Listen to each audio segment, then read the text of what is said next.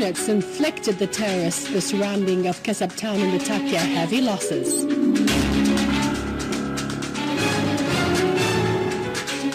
Syria calls on the Security Council to move and stop the Saudi regime from supporting terrorism. From Tripoli to Beirut, the gangs of the future trend moves its terror in an attack against the Arab Trend Party and wounds 11 citizens.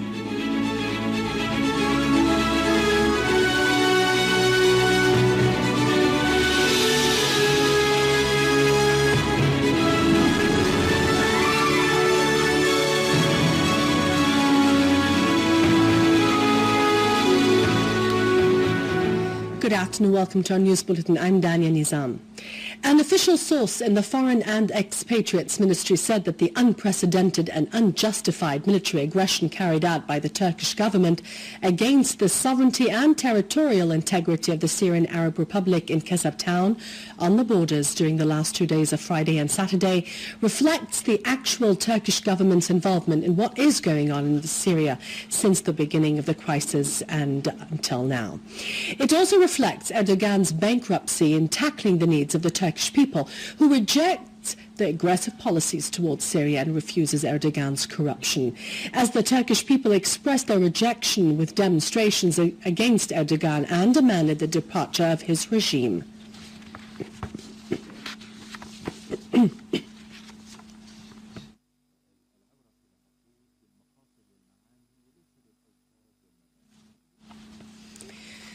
The Syrian Arab Army eliminated a number of terrorists, some of whom hold the Saudi nationality, in several operations carried out in Al-Qabir, Beit al-Shuru, Al-Farana Reserve, Al-Shahrura and Khan al-Juz villages in the northern countryside of Latakia Governorate.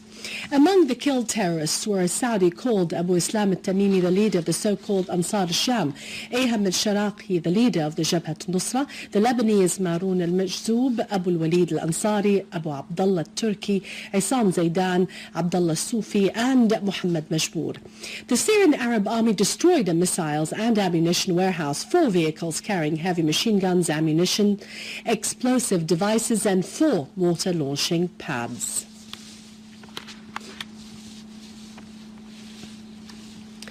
Foreign and Expatriates Ministry said that the Saudi regime has not taken genuine measures to stop instigation of terrorism in Syria, which calls into question the credibility of the laws it issued in this regard.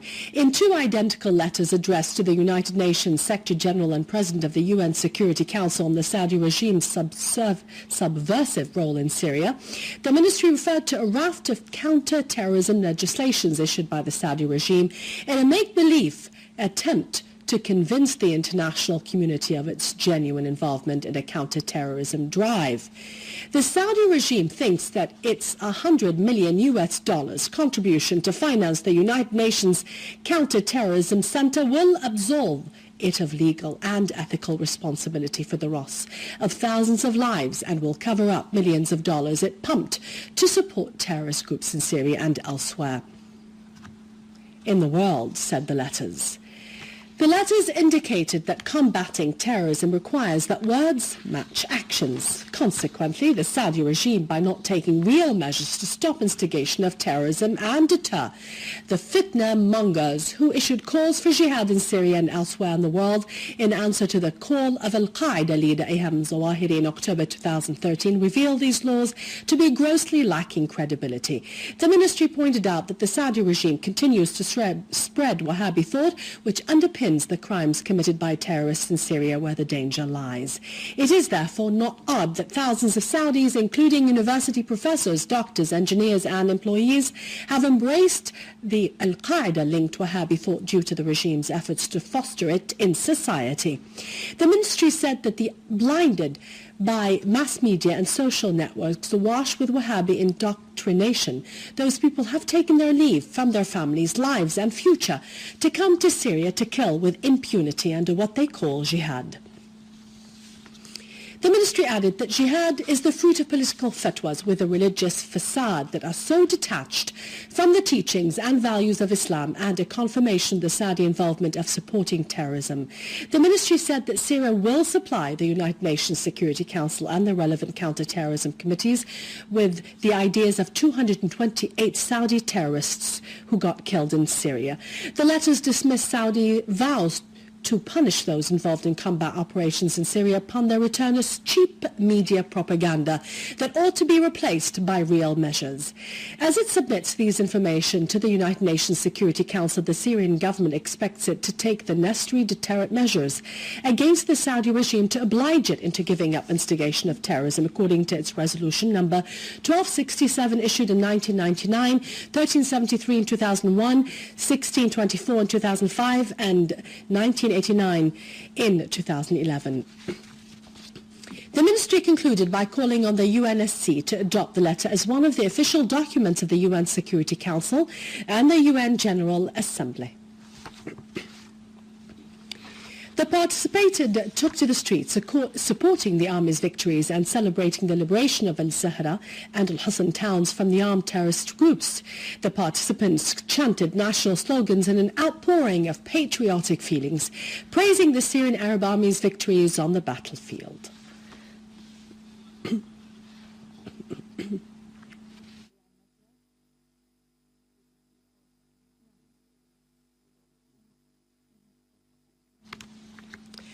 Health Minister Saad Naif stressed hospitals of Homs province will be provided with advanced medical equipment. Inspecting the health institutions in Homs province, Mr. Naif pointed out that the ministry is exerting enormous efforts to provide Homs province with all medical needs, and it is working to ease the difficulties hampering the health sector due to the sabotage caused by the armed terrorist groups. The minister noted that the victories of the Syrian Arab Army will speed up the process of reconstruction in all aspects of life, particularly the health infrastructure.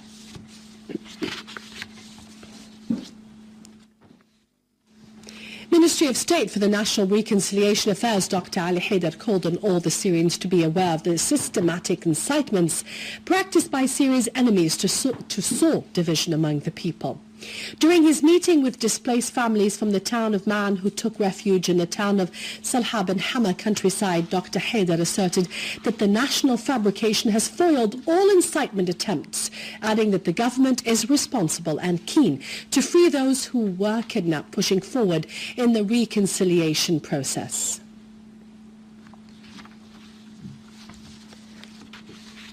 Minister of Social Affairs Kinder Shamat said humanitarian aid convoys are planned to set off to Deir ez-Zor in a matter of days as the governorate has been under months-long siege by terrorist groups. Meeting the relief subcommittee in the province, Al-Shamat stressed the importance of coordination between charities and government bodies and working according to accurate databases to ensure that humanitarian aid gets to those in need. 250 wheelchairs and an ambulance will be sent to the Red Crescent branch in the governorate, she said. The minister stressed the importance of invigorating psychological and social support programs and tackling the negative psychological effects of war on women and children. She stressed during her meeting with the Red Crescent Board of Directors the importance of expanding its work through increasing the number of aid distribution centers and establishing new medical centers. During a ceremony to honor mothers of martyrs and wounded citizens in Deir ez-Zor, Shamat underscored the role of mothers in spreading amity and tolerance in society.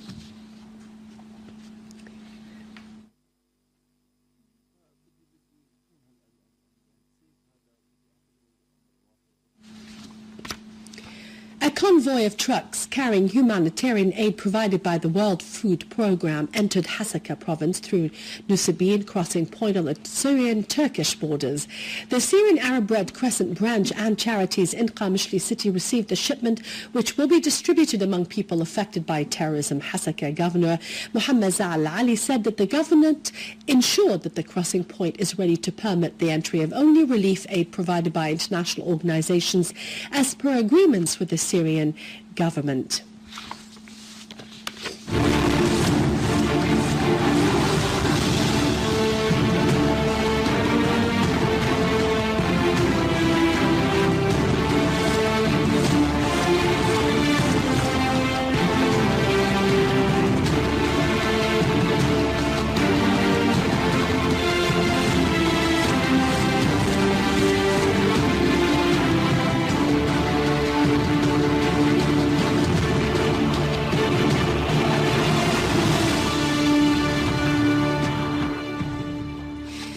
Lebanon, Lebanese security forces in Al Nabatia foiled an attempt to smuggle arms with the aim of making them reach the terrorist groups in Syria. The security forces were able to arrest a network of 4 Lebanese specialized in smuggling arms into the armed groups in Syria. Large amounts of weapons were seized with them, including light machine guns and different kinds of ammunition and grenades. Cautious calm prevailed in the vicinity of the sports city in Beirut as Lebanese army units were deployed following the attacks by militias from Al Mustaqbal Current and other extremists from the Lebanese Arab Current in the western neighborhood. Along El Jdeida Road, the Lebanese National News Agency reported that several injuries were the result of the attacks, which were renewed this morning as a huge fire broke out, and the sounds of shells and machine guns were sporadically heard in different parts of Beirut's suburbs. Other sources said that 1 man was killed and 11 others were injured.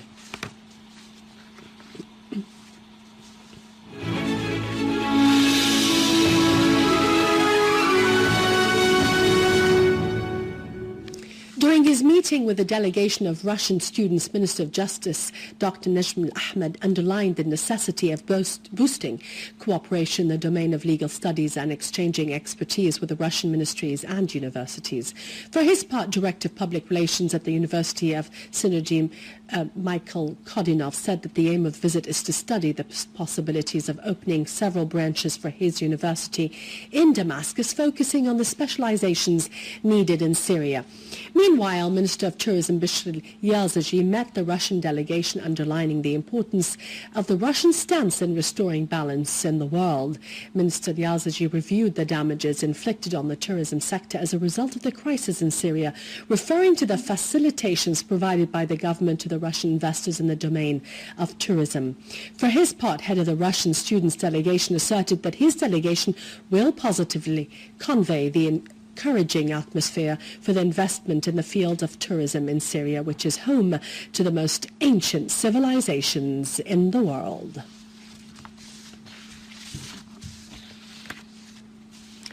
Under the title Fighting Trafficking in Persons and Mechanisms of Prevention, a workshop was held by the Ministry of Interior in cooperation with several ministries concerned at Umayyad Hotel in Damascus. Participants in the workshop discussed means of exerting national efforts to fight trafficking in persons on both the national and regional levels, especially under the current circumstances, which constitute a fertile ground for the spread of this kind of crime.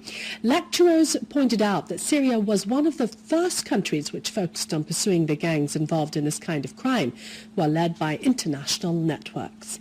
Participants also referred to the spread of trafficking in persons in the refugee camps which were set up outside Syria, asserting that the governments of those regional countries hold the utmost responsibility for this crime against humanity, especially when most of those governments have signed international agreements relating to combating trafficking in persons.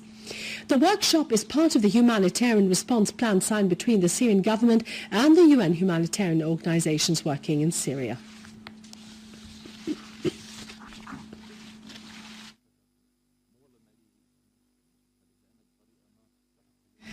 With this, we end the news for today. Thank you for watching us. For more details about Syria and the region, you can always view this bulletin again on syriaonline.sy. Thank you for watching once again. After the break, it's Vani with our economic and business news. God bless you.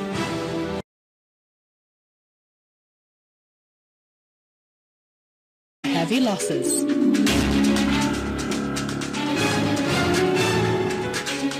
Syria calls on the Security Council to move and stop the Saudi regime from supporting terrorism. From Tripoli to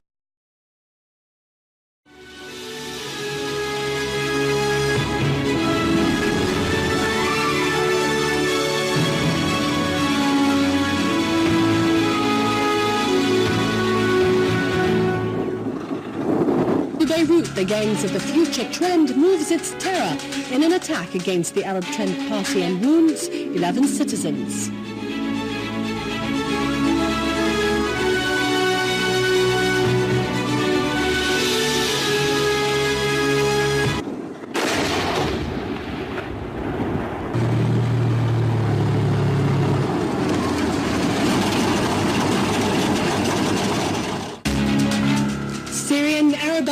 rockets inflicted the terrorists the surrounding of Kassab town in the Takfiri.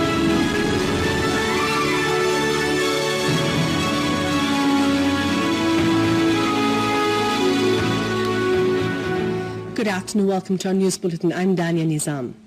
An official source in the Foreign and Expatriates Ministry said